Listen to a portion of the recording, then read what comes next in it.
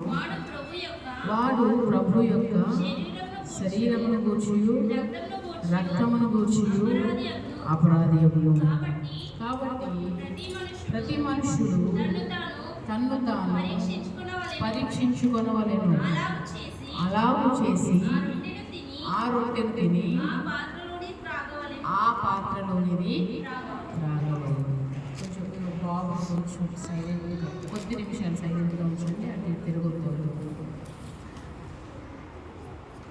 ఇక్కడ చదవబడిన వాక్య భాగంలో ఎవడు అయోగ్యంగా ప్రభు యొక్క రొట్టెను తిన్నో లేదా ఆయన పాత్రలోనిది త్రాగునో, చదివారు అందరూ వాక్యంలో ఉన్నది.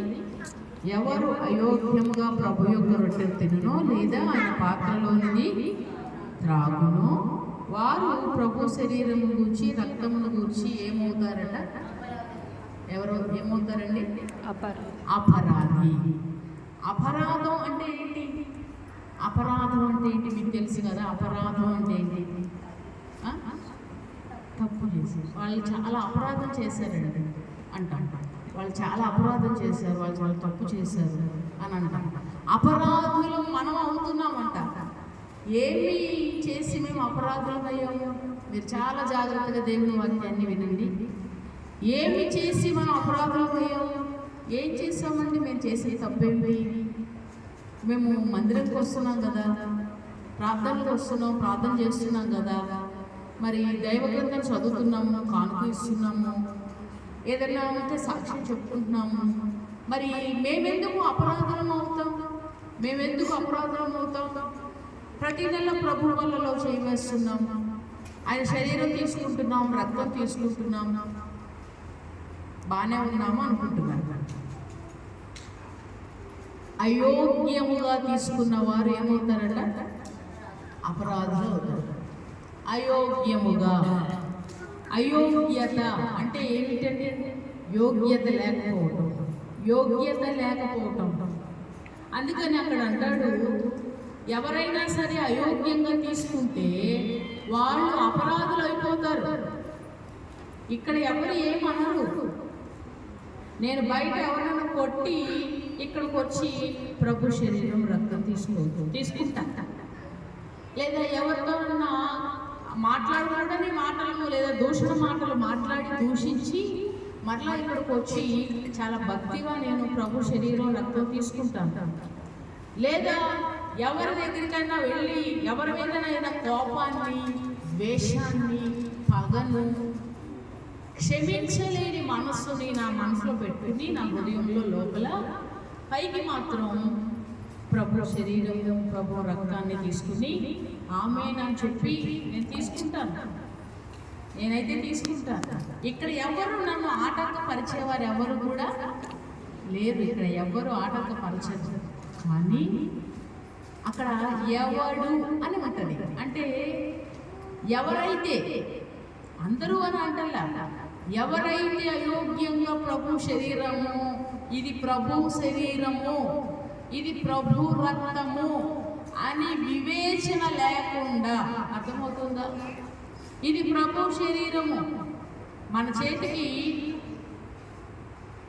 శరీరాన్ని ఇస్తున్నప్పుడు ఏమని చెప్పిస్తారు?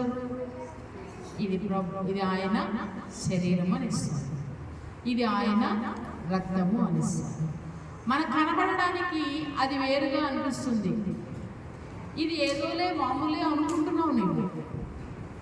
దానిని ప్రార్థన చేసినప్పుడు ఆయన శరీరంగాను ఆయన రక్తంగాను మార్చబడుతుంది.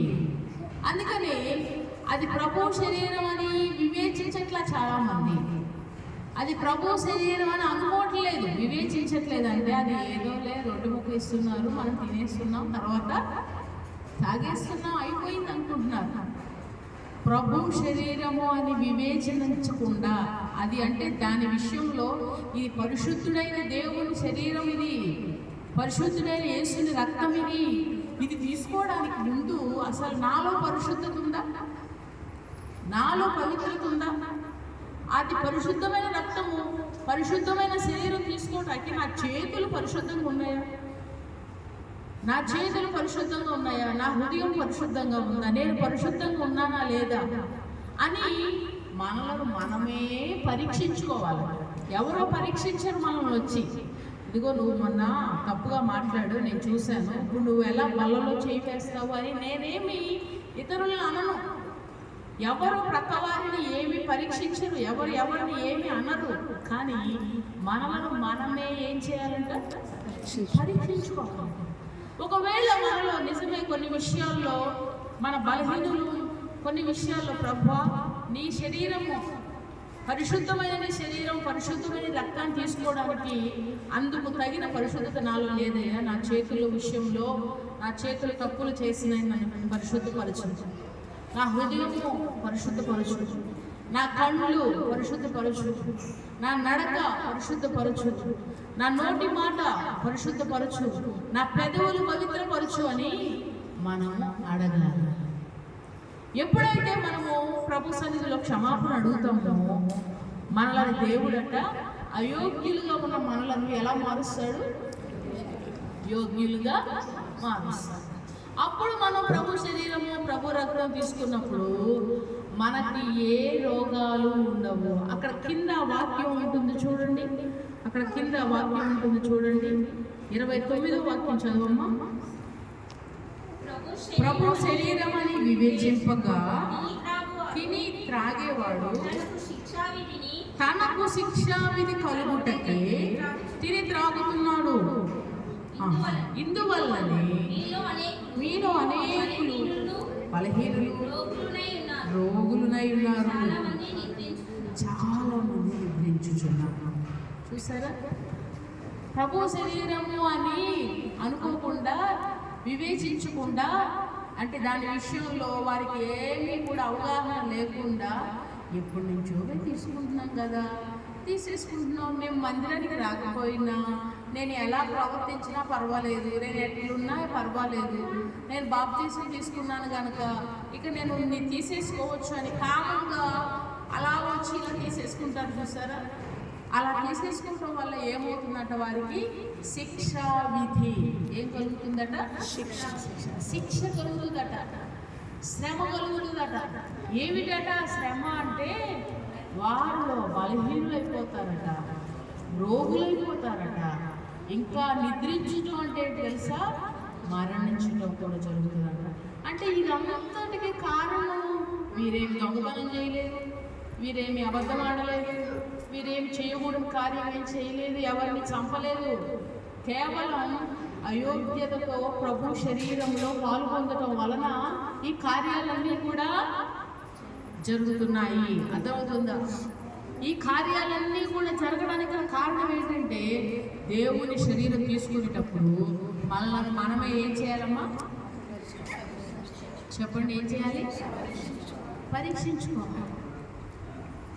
ప్రభు యొక్క శరీరాన్ని ఇచ్చే ముందు మీకు కొంత సమయం ఇస్తారు. వాక్యం అయిపోయిన తర్వాత, ప్రార్థన అయిపోయిన తర్వాత, ఇప్పుడు మనం అందరం కూడా ప్రభు శరీరం, ప్రభు రక్తం తీసుకోబోతున్నాం కనుక అందరూ ప్రార్థనాపూర్వకంగా ఉండండి, ప్రార్థన చేసుకోండి అని చెప్తారు కదా. అప్పుడు మీరు ఏం చేయాలి? కళ్ళు మూసుకుని ఎవరికి వారుగా ప్రభు గడిచిన నెలలో ఎక్కడెక్కడ మనము జారిపోయాము, ఎక్కడెక్కడ మనం తొందరపడ్డాము, అది ఎవరికి వారికే తెలుసు. ఆ విషయాలు జ్ఞాపకం చేసుకుని నన్ను క్షమించు ప్రభు అని అడగాలి. ఆ సమయంలో అర్థమవుతుందండి? ఆ సమయంలో మనం దేవుడిని క్షమాపణ అడగాలి. దేవుడిని అడిగినప్పుడు దేవుడు మనల్ని ఏం చేస్తాడు? ప్రభు పనులు చేయవేసేటప్పుడు ఎవరి మీదైనా కోపం ఉందంట, ఎవరి మీదనైనా కోపం ఉంది, అది ఎవరైనా కావచ్చు, ఇంట్లో వ్యక్తులే కావచ్చు. ఇంట్లో ఉన్న వ్యక్తుల మీద కోపం ఉంది, భర్త మీద కోపం ఉంది. నేను పొరపాటున ఆ విషయంలో మాత్రం నేను నిన్ను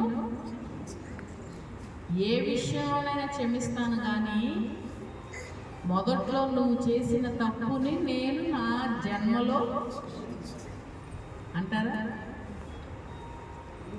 అంటే కొంతమంది క్షమించలేదు. భర్తనే కాదు, అక్క కావచ్చు, చెల్లి కావచ్చు, నాన్న కావచ్చు, తమ్ముడు కావచ్చు, అన్నయ్య కావచ్చు, వారి సంగతి మనకు అనవసరం. మనమైతే మనస్ఫూర్తిగా క్షమించేయాలి. అర్థమవుతుందమ్మా? క్షమించేయాలి. క్షమించడం అంటే ఎందుకు క్షమించాలి? తప్పు చేసినప్పుడే క్షమాపణ అవసరం. వాళ్ళు మనల్ని కోరరు క్షమాపణ.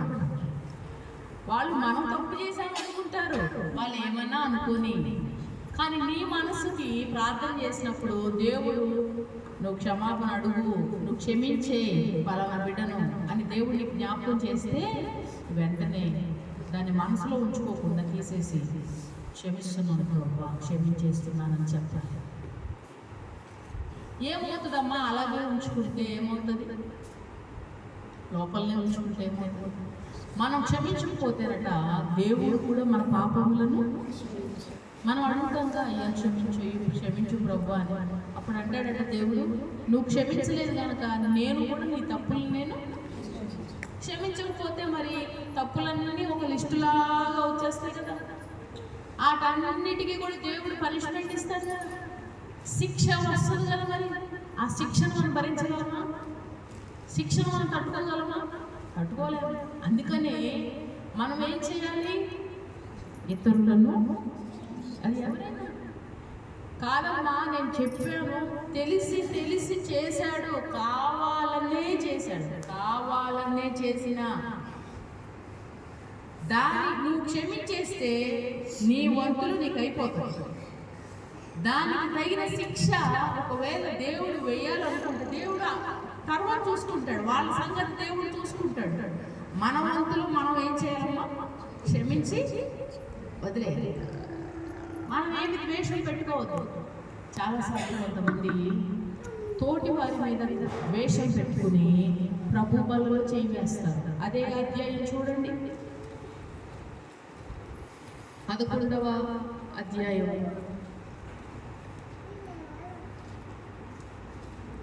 17వ వచనం చదవండి. మీరు ఈ ఆజ్ఞను 18వ వచనం చదువుదాం. మొదటి సంగతి ఏమనగా, మీరు సంఘమందు కూడి ఉన్నప్పుడు మీలో కక్షలు కలవని విలుచున్నాను, కొంత మట్టుకు అది నిత్యమని నమ్ముచున్నాను. మీలో యోగ్యులైన వారెవరో కనబడినట్లు మీలో భిన్నాభిప్రాయము ఉండగా తప్పదు. మీరందరూ కూడి వచ్చి చూడగా మీరు ప్రభు రాత్రి భోజనం చేయుట సాధ్యము కాదు. ఎందుకని సాధ్యం కాదంటే మీలో చాలా మందికి ఏమున్నదట? కక్ష అంటే పగ, కోపం, క్షమించలేని మనస్సు. ఇలాంటి మనసుతో మీరందరూ వచ్చి ప్రభు రాత్రి భోజనం చేయటం సాధ్యం చేయకూడదు. క్షమాపణ అడగాలి. మరి చాలామంది తీసుకుంటున్నారు కదా, చాలామంది తీసుకుంటున్నారు.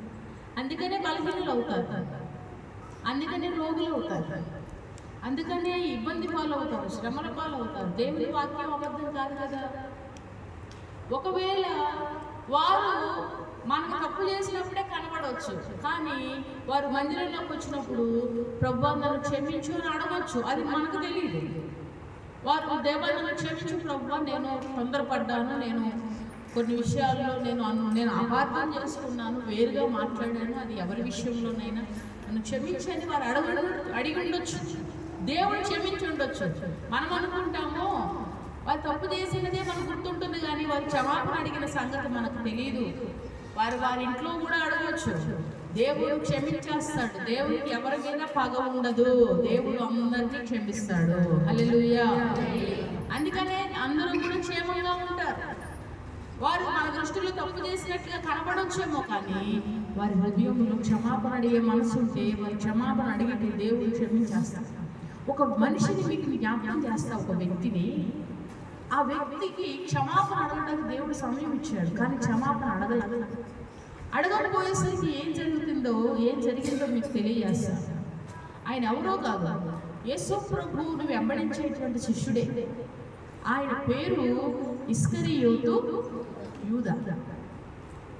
ఒకరోజు దేవుడు వీరందరినీ, శిష్యులందరినీ సమావేశపరిచి ఒక రొట్టెను విరిచి ఆ రొట్టెను ఇచ్చి తర్వాత ద్రాక్షరసాన్ని చూపించి ఇది నా రక్తము, ఇది తీసుకునేటప్పుడు మీరు నన్ను జ్ఞాపకము చేసుకోవాలి అని చెప్పి ఇవన్నీ చెప్తూ వారితో మాట్లాడుతూ వస్తున్నారు.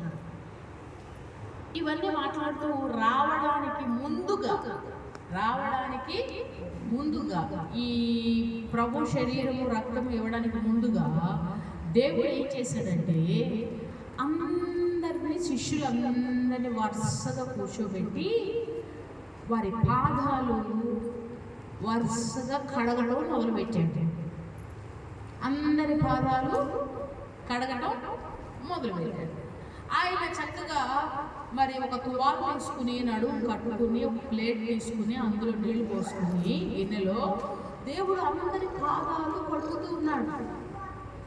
అందరినీ కడుగుతూ ఉన్నాడు. ఎందుకంటే ముందు ఏ కార్యక్రమం ఉన్నది? ప్రభు శరీరము రక్తం తీసుకోవాలి. దేవుడు అందరినీ కడుగుతూ ఉన్నాడు. కడిగినప్పుడు ఒక శిష్యుడు అంటాడు, పేతురు, అయ్యో ప్రభు, నా పాదాలు నువ్వు ముట్టుకుంటావా? నా పాదాలు ముట్టుకోవద్దు నాయనా, నన్ను వద్దు ప్రభు అని అంటాడు. అంటే తను ఏ ఉద్దేశంతో అన్నాడో కానీ దేవుడు అంటాడు, నేను నిన్ను కడగని ఎడల నాతో నీకు పాలు లేదు. హల్లెలూయా. కడగకపోతే ఏమీ లేదట, మనకు ఆయనతో పాలు లేదంటే ఆయనతో కలిసి భోజనం చేసే ఛాన్స్ లేదు. కడగాలి నేను అని చెప్పినప్పుడు, అవునా ప్రభు, అలా అయితే నా పాదాలు కాదు నాయన, నా తల మొదలుకొని అరికాలు వరకు నన్ను కడుగు ప్రభు అన్నాడు. హల్లెలూయా. ప్రభు యొక్క శరీరంలో పాలు పొందడానికి మనం కడగబడాలి. మనం కడగబడకపోతే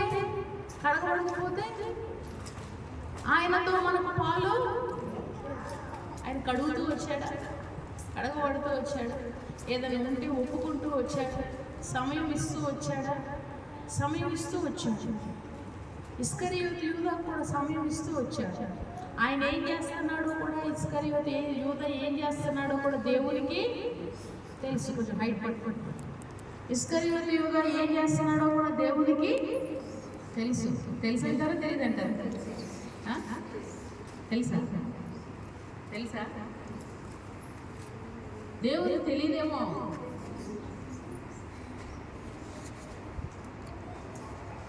ఇప్పటిదాకా ఇస్కరియోతు యూదా యేసు ప్రభు శిష్యుడు అంటే ఏంటి? ఆయన వెనకాలే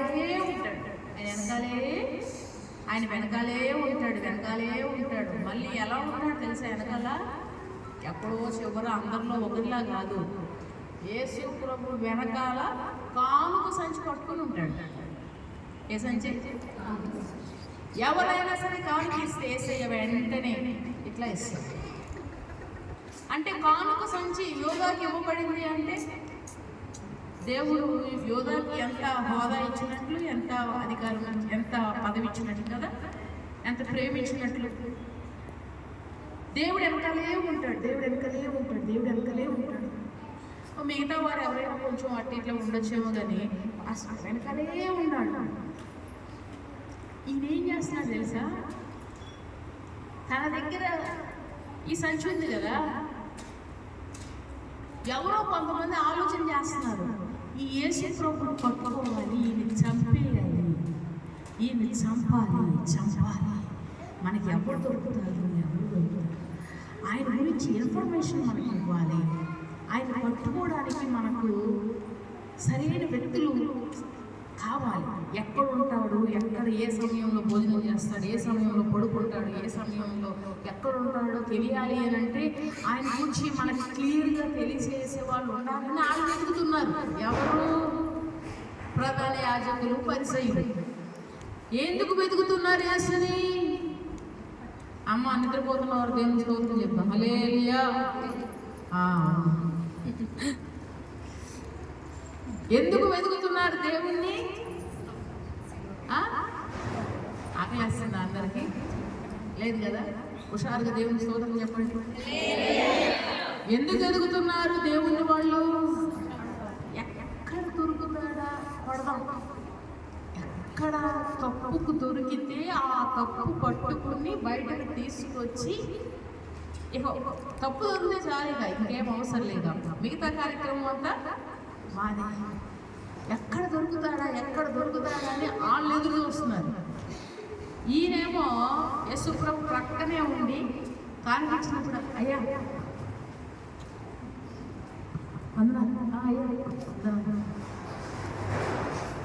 అయిపోయిన ప్రార్థన, ఇక మీరు వెళ్ళి రెస్ట్ తీసుకోండి అంటే ఇక మనోడు డైరెక్ట్ వెళ్ళిపోతాడు. ఎక్కడ వెళ్ళిపోతాడు?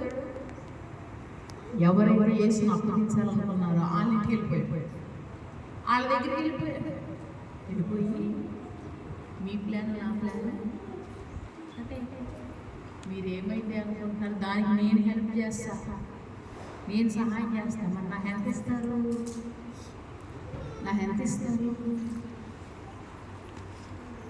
చూసారా?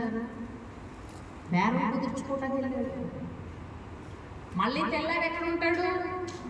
మళ్ళీ ఇక్కడే ఉంటాడు. సాయంకాలం వెళ్ళి చేసే పని ఏమిటి? ఇటు చూడండి, సాయంకాలం చేసే పని ఏమిటి? సాయంకాలం చేసే పని ఏమిటి? ఏమో మీకు అర్థమవుతుందా వాక్యం? ప్రధాన యాజకులు పరిసయ్యుల దగ్గరికి వెళ్ళి నాకు ఎంత ఇస్తారు ఆయన అప్పు చెప్తే, అసలు ఈయన దగ్గర పైసలు ఎక్కడే? దేవుడిదే కదా. నాకు ఎంత ఇస్తారని అడిగితే వాళ్ళు అన్నారు 30 వెండి నాణాలు ఇస్తాను. ఎంత ఇస్తారా? 30 ఇస్తారు. అవునా?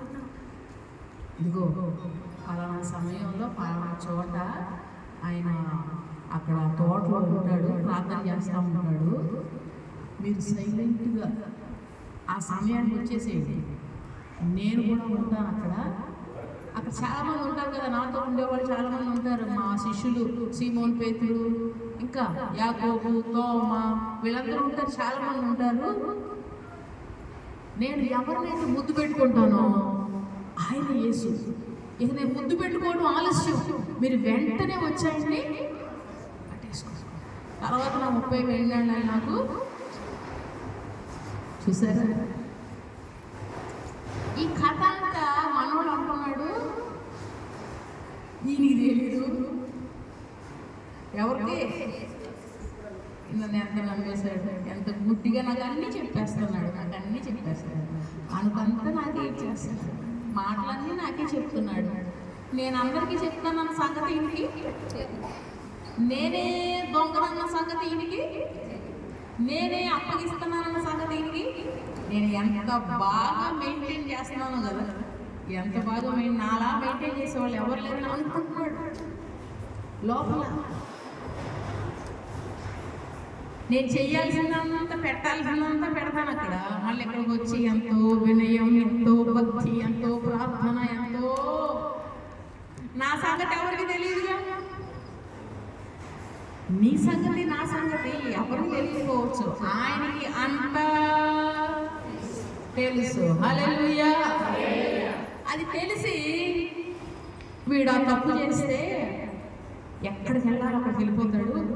అందుకని సమయం ఇచ్చి దేవుడు అన్నాడు, మీలో ఒకడు నన్ను అప్పగించబోతున్నాడు అని చెప్పాడు. మీలో ఒకడు, అందరు కూర్చున్నారు, అందరిని పిలిచాడు కదా, అందరూ ఇట్లా కూర్చున్నారు. మీలో ఒకడు నన్ను అప్పగించబోతున్నాడు అని చెప్పాడు. చెప్పినప్పుడు అందరూ నేనా ప్రభు, నేనా అప్పగించేది, నేనా అంటే నేనా అని అన్నాడు. అందరూ అన్నారు నేనా ప్రభు, నేనా. ఈయన కూడా ఏమంటున్నాడు?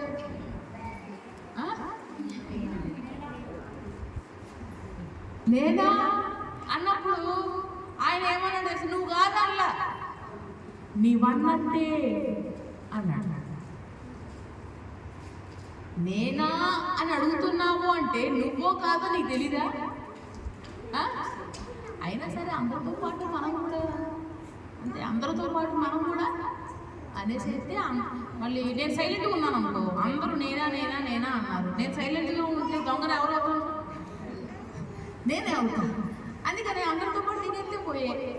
తర్వాత ఏదైనా ఉంటే తర్వాత చేస్తాం మనం గొడవ, తర్వాత ఏదైనా ఉంటే తర్వాత చూసుకుంటాం. చేసుకుందాం. అందరితో పాటు మంచిగా ఉన్నట్టు ఉండాలి, కనపడకూడదు పైకి, అంతా మంచిగా ఉండాలి. చేయాల్సిన వ్యవహారం తర్వాత చేద్దాం, మనం వెళ్ళాల్సిన ఇళ్ళకి తర్వాత వెళ్దాం, పెట్టాల్సిన గొడవ తర్వాత పెడదాం, చేయాల్సిన కార్యక్రమాలు తర్వాత చేద్దాం. మనం ఎవరు చూసి వచ్చారు, ఎవరు చూస్తారు మనం నేనా అన్నాడు. సమయం దేవుడు ఇచ్చాడు. అప్పుడైనా అబ్బా నేను వెళ్ళాను, ఇట్లాంటి పని చేశాను, క్షమించే నేనే క్షమించే అంటే బాగుండేది. ఆ సమయంలోనైనా అంటే బాగుండేది అనలా. తన మనసంతా అలాగే కఠినం చేసుకున్నాడు, మనసంతా అట్లా కఠినం చేసుకున్నాడు. తన మనసంతా ఏంటంటే యేసును అప్పగించాలి. నేనా అన్నాడు దేవుడు, మౌనంగా ఉన్నాడు. ఆ తర్వాత యేసు ప్రభు ఒక్కొక్కరికి శరీరం ఇస్తూ ఉన్నాడు. అక్కడ రాయబడిన మాట మీకు చూపిస్తాను. అక్కడ ఏం రాయబడింది తెలుసా? వాడు ఆ మొక్క పుచ్చుకొనగానే సాతాను వానిలో ప్రవేశించెను. ఏం పుచ్చుకొనగానే? దేవుడిచ్చిన శరీరం పుచ్చుకోగానే ఏం ప్రవేశించింది? అదే ప్రభు శరీరం తీసుకుంటే సాతాను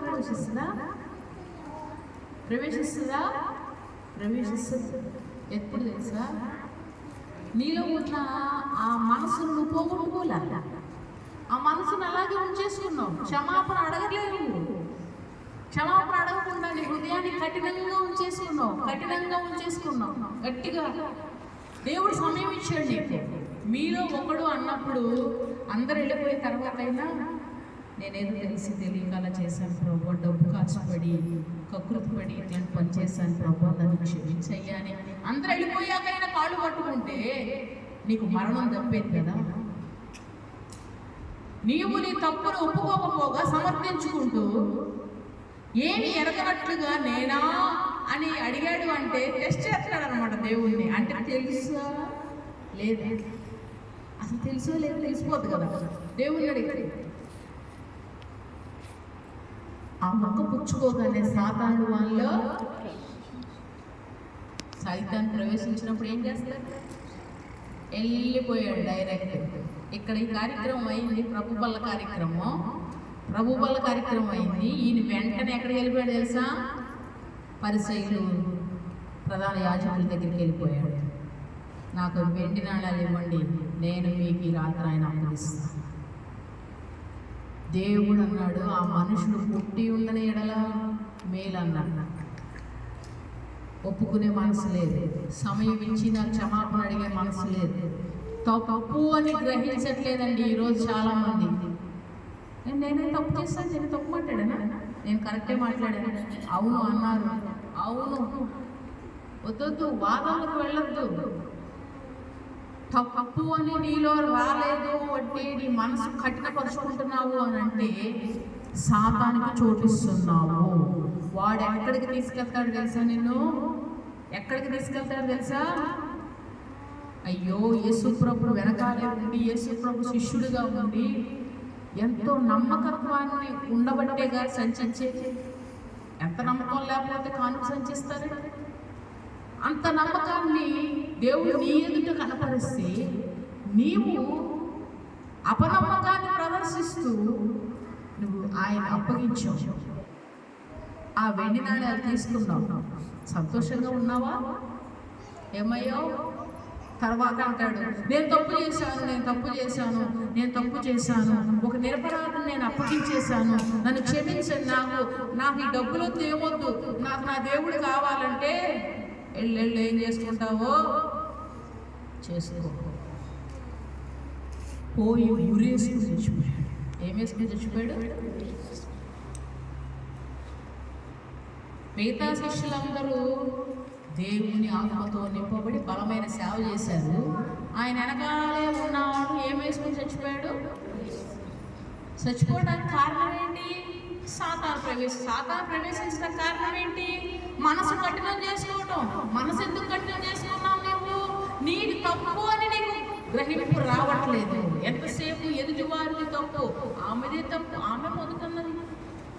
ఆమె మొదటన్నా చివరన్నా నువ్వు అన్నావా? నీ మనసు ఏమన్నా ప్రార్థన చేసేటప్పుడు నీ మనసులో దేవుడు ఏమన్నా వేరే ఆలోచన ఒప్పుకోని ప్రేరేపిస్తున్నాడా? ఒప్పేసుకోవాలి. అక్కడ మనం ఇక్కడ దేవుడు నీ తప్పు నా తప్పు అని చెప్పట్లేదు. మన మనసులో దేవుడు క్షమాపణ అడగమని చెప్తున్నప్పుడు అడిగేటి దేవుడిని అడిగేది. ఇక నీకు ఇంకా మంచి మనసు ఉంటే ఆ సిస్టర్ దగ్గరికి వెళ్ళి వేసాడక్క బాగున్నారా అని ఏదో అనుకోకుండా అంతే. ఆమె కోపం పెట్టుకోవచ్చు, నువ్వు ప్రజలు చెప్తే ఆమె ఒక మాట వెళ్ళిపోవచ్చు, కానీ నీ వంతులో నువ్వు సేఫ్ సైడ్ ఉంటావు. హల్లెలూయా, హల్లెలూయా. అర్థమవుతుందండి? ప్రభు యొక్క శరీరం, ప్రభు యొక్క రక్తాన్ని మనము అలాగున తీసుకోవాలి, హృదయాన్ని మెత్తన చేసుకోవాలి, మన లోపాలన్నింటినీ క్షమించు అని అడగాలి, దేవుడి సరి పశ్చాత్తాపడాలి. లేకపోతే మనలో కూడా వాడు ప్రవేశిస్తాడు. ఏం చేస్తాడు తెలుసా? దేవుడికి వ్యతిరేకమైన పనులన్నీ చేపిస్తాడు, దేవుడికి వ్యతిరేకమైన పనులన్నీ చేపిస్తాడు మన ద్వారా. అవి చేపించి మనలను శిక్షకు కారణమయ్యేటట్లుగా చేస్తాడు, మన జీవితాలు పాడైపోయేటట్లుగా చేస్తాడు. అందుకనే హృదయాన్ని ఎప్పుడు కఠినపరుచుకోవద్దు. దేవుడు మనల్ని క్షమిస్తున్నాడు, మనం కూడా అందరినీ మనం తప్పు చేసాం. మనం ఇంతవరకు ఏ తప్పు చేయలేదా? చేసాం, చాలా చేసాం. దేవుడు క్షమిస్తూ వచ్చాడు. మన ఏడలు తప్పు చేసిన వారిని కూడా మనం ఏం చేయాలి? ఒక ఆయన డౌట్ వచ్చింది, ప్రభా మనం అంటాం కొన్నిసార్లు పిల్లలు, అరే ఒకసారి చెప్పా, 2 సార్లు చెప్పాము, ఇంకొకసారి మళ్ళా అదే రిపీట్ చేసామనుకో ఏమంటాం? మన కోపం వస్తే ఒకసారి 2 సార్లు చూసాను నీ విషయంలో, నువ్వు మళ్ళీ అదే చేసావు, నేను క్షమించను పో అంటాం. ఒక ఆయనకి డౌట్ వచ్చింది, ప్రవ్వా ఇప్పుడు క్షమించి క్షమించి క్షమించి ఎన్నిసార్లు అయ్యా, మళ్ళీ అదే మళ్ళీ అదే మళ్ళీ చేసిన తప్పే చేస్తాను, ఏం చేయాలి ప్రభు? ఎంతకాలం క్షమించాలి? నీ జీవితకాలం అంటూ క్షమిస్తూనే ఉండాలి అని దేవుడు సమాధానం. హల్లెలూయా. ఎప్పటి వరకు క్షమించాలమ్మా? ఎన్నిసార్లు చెప్పినా ఎనడు భర్త ఎంతకాలం క్షమించాలి ఈ వ్యక్తిని? పెళ్ళైన మొదటి నుంచి చూస్తున్నాను, 10 సంవత్సరాలు అయింది, అయినా నేను మార్పు రాలేదు, ఇక నేను నిన్ను లేదు క్షమించు. క్షమించాలి. మన తోటి వారిని, మన ప్రక్క వారిని, మనకు హాని చేసిన వారిని, కీడు చేసిన వారిని క్షమించాలి. ఎందుకు తెలుసా? నువ్వు క్షమిస్తేనే నీ పాపాలు క్షమించబడతాయి. చెప్పండి, మనం క్షమిస్తేనే మన పాపాలు క్షమించబడతాయి. కళ్ళు మూసుకొని ప్రార్థన చేసుకోండి, కళ్ళు మూసుకోండి, ప్రార్థన చేసుకోండి.